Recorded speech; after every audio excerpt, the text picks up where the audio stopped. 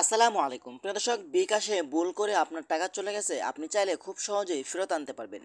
তো চলুন আপনাদেরকে দেখিয়ে দিচ্ছি কিভাবে আপনারা, যদি বিকাশে ভুল করে অন্য একটি ভুল নাম্বারে টাকাগুলো চলে যায়, সেই টাকাগুলো আপনারা কিভাবে ফেরত আনবেন।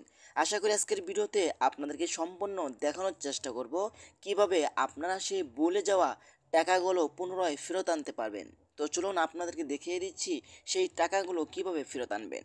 এই কাজটি করার জন্য ফার্স্ট অফ অল আপনি চলে যাবেন আপনার ফোনের বিকাশ অ্যাপসে যাওয়ার পরে কিন্তু সাধারণত আমি এখান থেকে একটি ভুল নাম্বারে টাকা পাঠিয়ে আপনাদেরকে দেখাবো এবং আমি টাকাগুলো আবার ফেরত আনবো। ওকে, তো আমি এখানে সেন্ড মানি অপশনের উপরে ক্লিক করছি। ওকে, সেন্ড মানি অপশনের উপরে ক্লিক করার পরে কিন্তু দেখেন এটা কিন্তু আমার একটি নাম্বার, আমি এখান থেকে এই নাম্বারে টাকা পাঠাবো। ওকে, এখান থেকে আমি এখান থেকে 10 টাকা পাঠাচ্ছি। ওকে, 10 টাকা পাঠিয়ে দিলাম। এখন এখান থেকে আমি পিন নাম্বার দিয়ে দিলাম। ওকে, তো আমি এখান থেকে আমার পিন নাম্বারটি দিয়ে দিচ্ছি। ওকে, এখন আমি এখান থেকে সেন্ড বাটনে ক্লিক করলাম, এখানে ট্যাপ করে ধরে রাখলাম। আমার টাকাগুলো কিন্তু চলে গেছে, তাই না? হ্যাঁ, আমার দেখেন টাকাগুলো কিন্তু চলে গেছে। এখানে আপনারা দেখতে পাচ্ছেন আমার কিন্তু ব্যালেন্স কত আছে, 1 টাকা আছে। আমার টাকা দেখেন সর্বমোট আমার 10 টাকা আমি পাঠিয়েছি, তাই না? এখন দেখেন আমার এখানে কিন্তু জিরো জিরো ব্যালেন্স থাকবে, আমি আপনাদেরকে দেখিয়ে দিচ্ছি। এখন ব্যাগে চলে আসলাম। এখন দেখেন আমার এখানে কিন্তু 1 টাকা 26 পয়সা আছে। হ্যাঁ, এখন আমি টাকাগুলো কিভাবে ফেরত আনবো।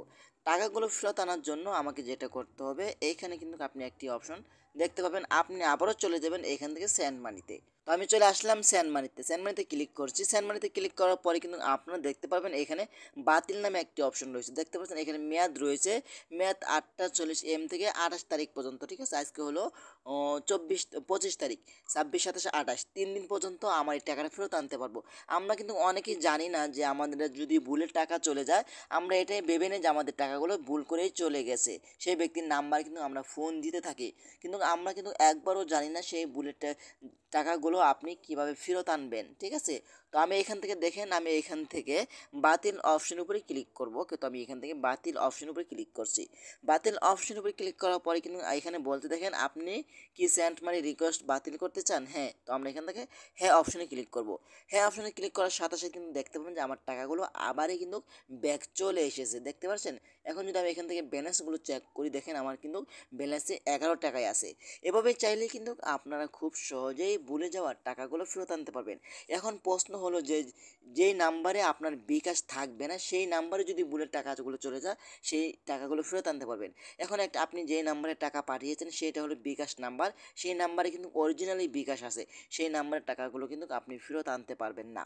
ওকে, সাপোজ আপনি একটি নাম্বারে টাকা পাঠালেন, সেই নাম্বারটি ভুল করে একটি সংখ্যা ভুল হয়ে টাকাগুলো চলে গেল, সেই নাম্বারে যদি বিকাশ না থাকে, আপনি চাইলে এই পদ্ধতিতে খুব সহজে ফেরত আনতে পারবেন। তো আশা করি আজকের ভিডিওটা এই পর্যন্তই। যদি ভিডিওটা ভালো লাগে বেশি বেশি শেয়ার করে দিবেন আপনাদের বন্ধুদের মাঝে, তারাও যেন উপকৃত হয়। তো আশা করি আজকের ভিডিওটা এই পর্যন্তই। যদি ভিডিওটা ভালো লাগে অবশ্যই লাইক কমেন্ট করে আপনাদের মতামত জানাতে পারেন এবং আমাদের ফেসবুক পেজ অথবা ইউটিউব চ্যানেলটি সাবস্ক্রাইব করে আমাদের সাথেই থাকুন এমন গুরুত্বপূর্ণ নতুন নতুন ভিডিও পাওয়ার জন্য। ধন্যবাদ সবাইকে। আসসালামু আলাইকুম।